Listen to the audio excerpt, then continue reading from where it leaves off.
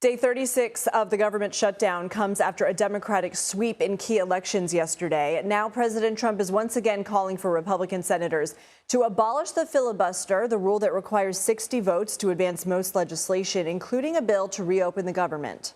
It's time for Republicans to do what they have to do, and that's terminate the filibuster. It's the only way you can do it. And if you don't terminate the filibuster, you'll be in bad shape. We won't pass any legislation. There'll be no legislation passed for 3.25. We have 3.25 years, so that's a long time.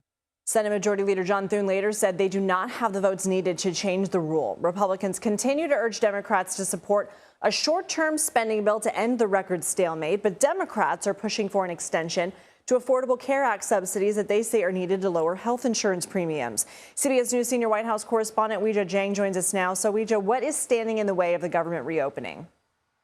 Well, Lindsay, you just laid it out because neither side is willing to budge. Republicans are still insisting on a clean vote to reopen the government. That means no strings attached. That means let's get this thing back open, and then we can debate and negotiate policy. But Democrats from day one have said that they won't accept that because they want there to be some movement, some sort of guarantee that there will be an extension of those health care subsidies that you mentioned. And they have said they believe this is the right time to do it. They view this as an opportunity. And it seems, Lindsay, that their strategy here is a winning one, at least from what we saw yesterday, because even President Trump himself acknowledged that the shutdown was hurting his party. In fact, he said, while Democrats are the ones to blame for this, they are not getting all of the blame they deserve. What else did the president say about the election, and particularly the GOP election losses last night, that stood out to you? Well, what's really interesting is that he did acknowledge that this shutdown strategy, that the shutdown did have an impact on the races. In fact, he hosted Republican senators here at the White House for breakfast, and he said that according to pollsters, which is something he also posted last night, he said Trump wasn't on the ballot and shutdown were the two reasons that Republicans lost elections tonight. So he's acknowledging that the shutdown is causing harm for his party.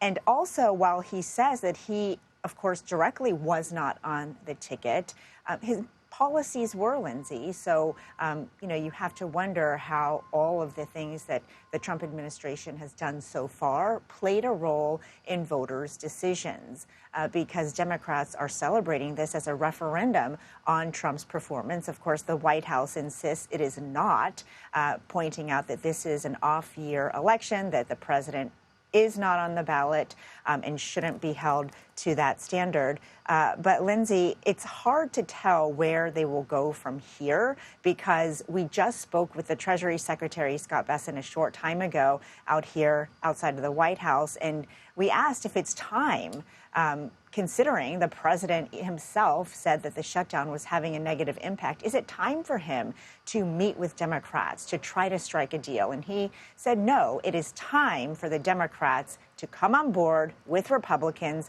and simply open the government so then they can get down to all that other business. Weijia Jiang, thank you.